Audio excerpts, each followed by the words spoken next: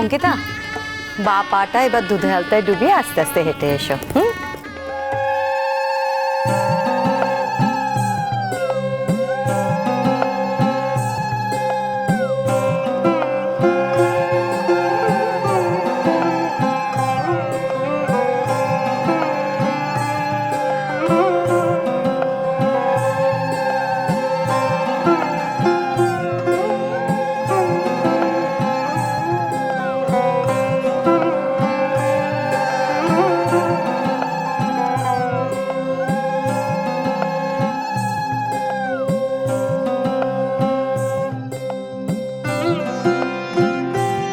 কি লক্ষ্মীমন্ত মেয়ে গো, কি সুন্দর পায়ের ছাপ পড়েছে দেখো বনিদি।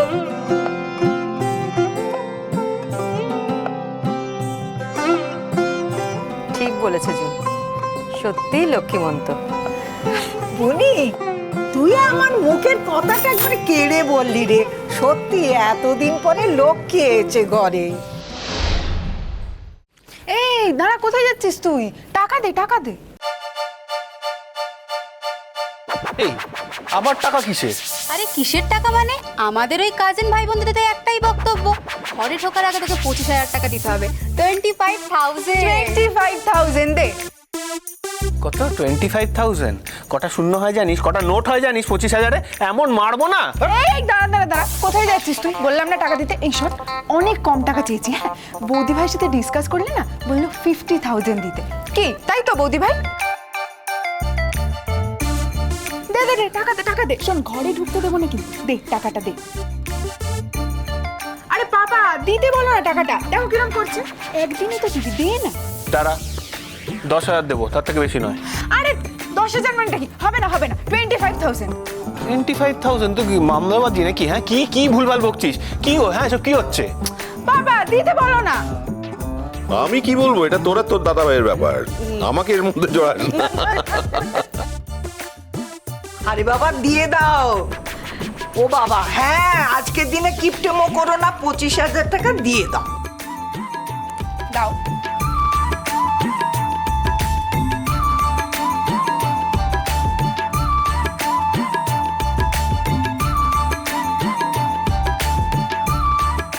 না আর না, 15,000 আছে, অনেক আছে, তোরা সবাই মিলে অনেক পাবি, অনেক পেয়ে গেছিস, খুব ভালো করে জানিস। 1 পয়সা বেশি চাইবি না। আর যদি বেশি চাস তাহলে তোর বৌদি ভাই দাঁড়িয়ে রয়েছে, বৌদি ভাইয়ের থেকে নিয়ে নিবি। কি করবি সেটা তোরা বুঝে নে, আমি জানি না। তোদের বৌদি ভাই তোরা বুঝে নিবি, আমি চললাম, ব্যাস। বাকিটা পরে দিয়ে দিস। হ্যাঁ, হাসছো দাঁড়িয়ে দাঁড়িয়ে। শোন, I am feeling very tired, এবার একটু রেস্ট নিয়ে নি। এরম বললে কি করে হবে? এখন তো দুধ উতলানো দেখতে হবে, তাই না বলিনি? হ্যাঁ হ্যাঁ অঙ্কিতা, এখন আমাদের দুধ উতলানো দেখতে হবে, তারপরে কড়ি খালা আছে, পরপর অনেকগুলো রিচুয়ালস আছে, বুঝেছো? ডিসগাস্টিং, আবার এইসব করতে হবে নাকি? শোনো, মা কিন্তু বলে দিয়েছিল আমি যাতে এসে হাফ অ্যান আওয়ার রেস্ট নিয়ে নিই। মা জানতে পারলে কিন্তু খুব রেগে যাবে। প্লিজ, আমার এখন একটু পাওয়ার ন্যাপের দরকার, প্লিজ। আমি আর এসব, প্লিজ আমাকে আর এসব নিয়ম টিয়মের মধ্যে ফেলো না, প্লিজ।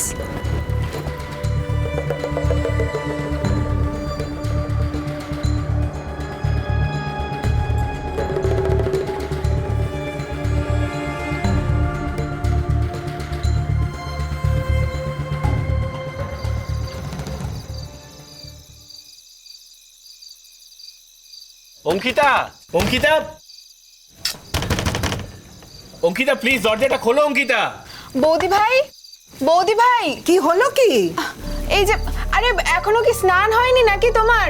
আচ্ছা কি করছিস বলতো ডিঠি? হ্যাঁ, তোর বৌদি ভাই একটা নতুন জায়গায় এসেছে, তোর তো ভেতরে থাকার কথা, কি করছিস তুই বাইরে? আরে দাদা ভাই, আমি ছিলাম তো একটু আগেও, তুই কোথায় ছিলি? আরে আমি কি করব, দেখছিস তো আমার কি অবস্থা। পাপা তো বললো ইনভিটেশনগুলো সব রিকনফার্ম করতে, আমি সবাইকে ফোন করে করে বেড়াচ্ছি, তাই বলে তোরা কেউ থাকবি না?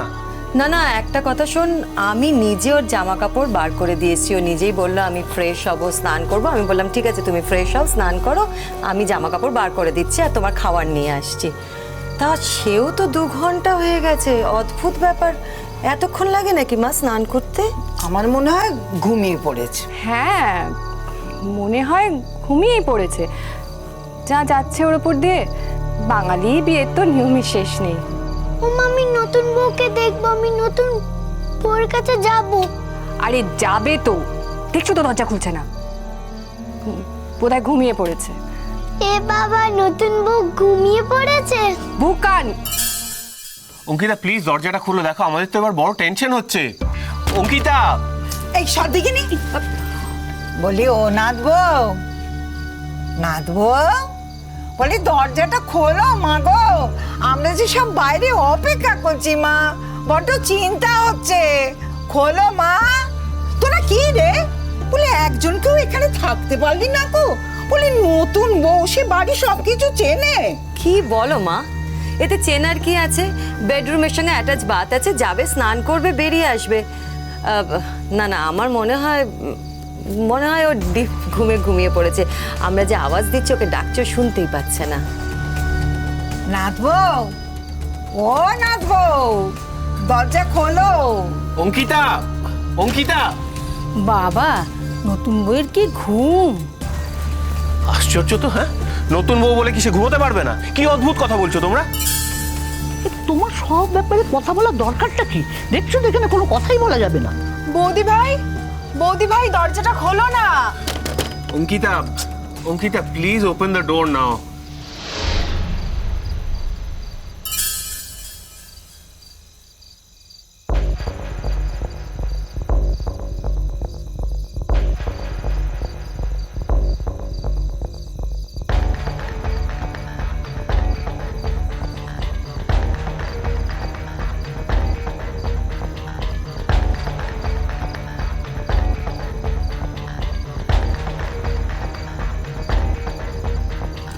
কি হয়েছে?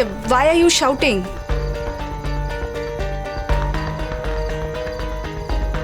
আমি তো ওয়াশরুমে ছিলাম, জাস্ট এইমাত্র বেরোলাম। এসো। ওমা, অঙ্কিতা তুমি শাড়ি পরোনি?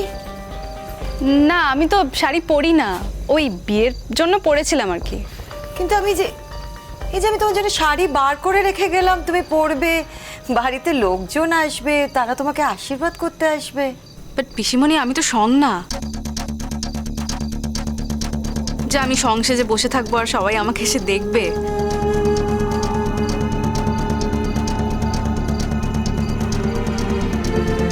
আর I am not comfortable in a sari. আমি যে পোশাক বাড়িতে পরি আমি সেরকমই পরেছি। না মানে দেখো অঙ্কিতা, তুমি তো নতুন বউ, তুমি গয়নাগাটি একেবারে খুলে ফেললে কেন? মানে আমাকে কি গয়নাগাটি পরে থাকতে হবে নাকি?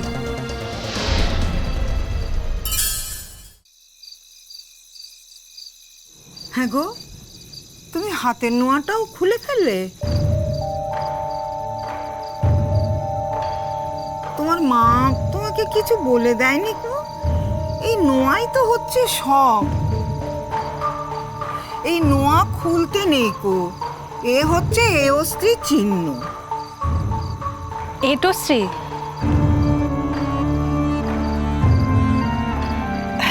হোয়াট ইজ এটোশ্রী? মানে এটো, হ্যাঁ ঠাম্মা মাঝে মাঝে বলে এটো, কিন্তু এখানে এটো কি আছে?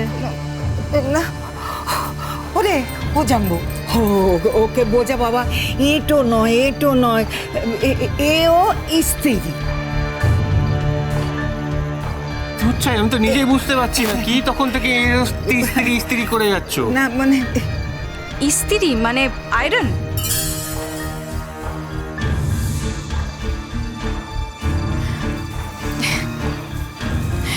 না না বৌদি ভাই, এও স্ত্রী মানে হচ্ছে সধবা, মানে যাদের বিয়ে ম্যারিড।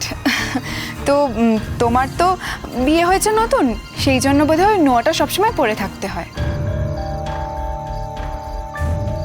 বাট সেটা তো ইম্পসিবল। আসলে আমার স্কিনে খুব র্যাশ বেরিয়ে যায়, আমার স্কিন খুব সেন্সিটিভ, আমি তো পরতে পারবো না। আর দ্বিতীয়কে জোর করছিস কেন? ও যেটাতে কমফোর্টেবল নয়, যেটাতে ইউজ টু নয়, সে কি করে করবে? হ্যাঁ, সর এখান থেকে। তাই বলে হাতের থেকে নোয়া খুলে ফেলবে? লোকে তো তাহলে ছিচিৎকার করবে দাদু ভাই। হোয়াট? লোকে ছিচিৎকার করবে কেন? লোকের কি? ঠাম্মি, আমি কি লোকের খাই না পড়ি? লোকের কি এসে যায়?